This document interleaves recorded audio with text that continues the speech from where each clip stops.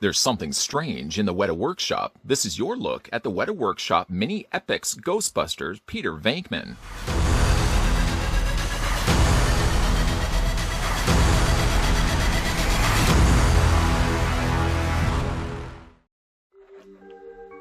When New York turns to ghost town and paranormal activity strikes, only a select few can save the city. Ghostbusters. Weta Workshop took care to recreate these heroes as mini epics to serve all your supernatural elimination needs.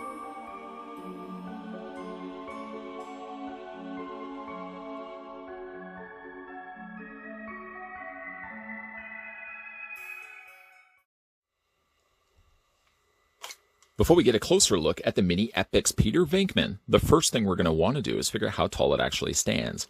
Now, I do have it on a stand currently. It's the stand that comes included with the figure. I'm keeping it on it just for the sake of measuring the figure, but it doesn't really alter the figure's height. It's going to stay about the same. You'll see what I mean in a second. Stopping the tape measure, though, at the very top of his head.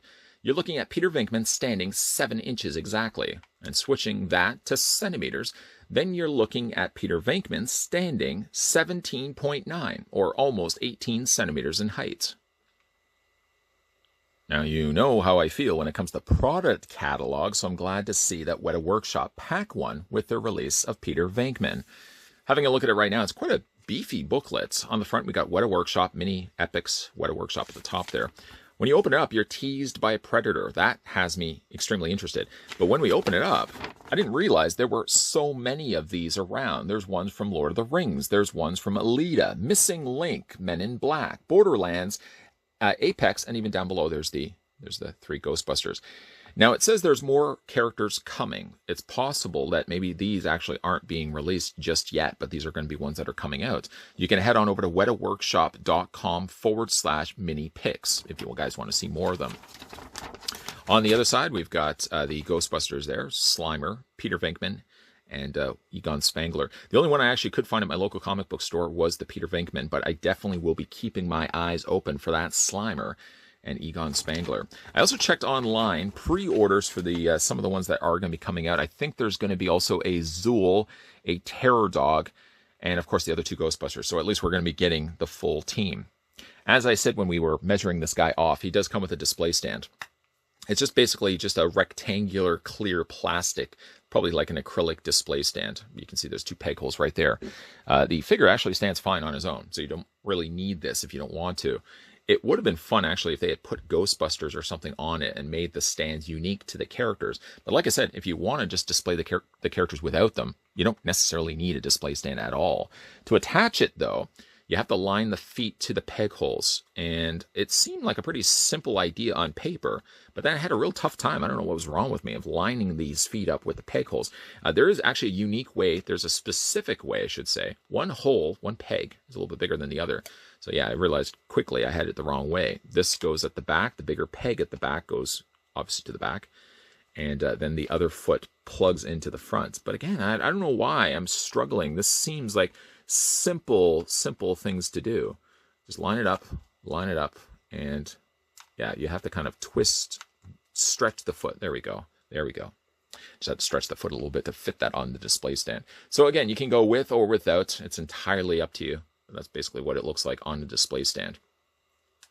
After all that, I'm just going to put that to the side. Let's get a closer look at Peter Venkman.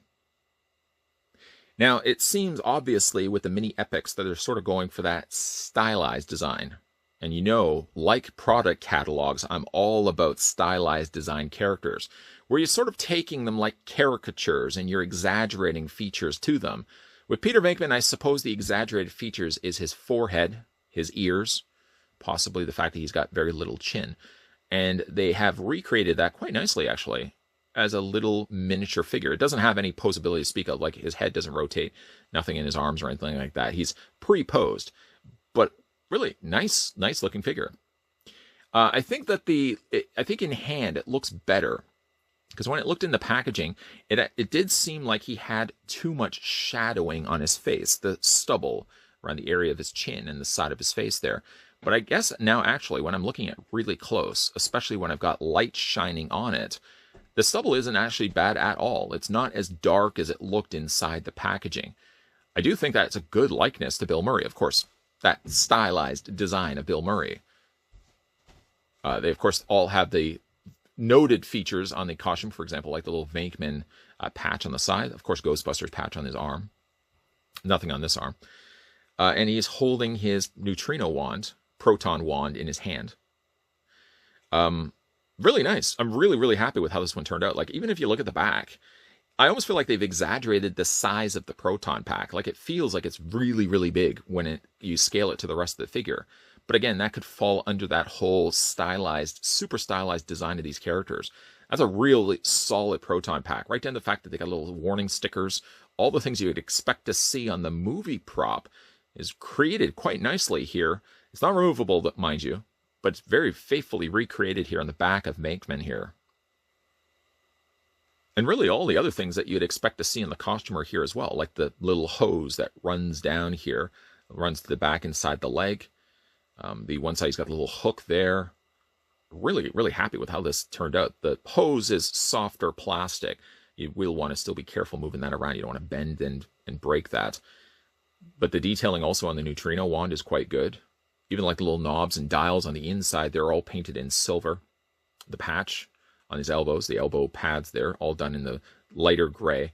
And even like the gloves are nicely shined up with a nice shiny black paint. Really nice the way they've done that. You got the zippers on the legs. Very lanky character they've done Peter here. He probably looks a little more filled out than this in the movie itself, but they sort of went more of a malnourished, lankier looking Peter Venkman. I think it actually works well for the character. As a result of it, his boots are quite big, quite substantially big, just because you're comparing it to such very skinny, spindly looking legs. They almost kind of look skeletal-like. He's got no behind whatsoever. I don't know why I'm drawing everybody's attention to the back of Peter Venkman and his behind, but yeah, I'm really, really happy with this. The coloring is good on this one as well. Like, the paint is very, very clean. I've been trying to kind of look around on this guy and see if there's any paint issues. Not that I would want to be looking for paint issues, but I don't see any. Like, even like the eyes, if we get a closer look at, once again, at the face, the pupils are quite clean in the black, the ice blue around that in the iris. Again, well applied.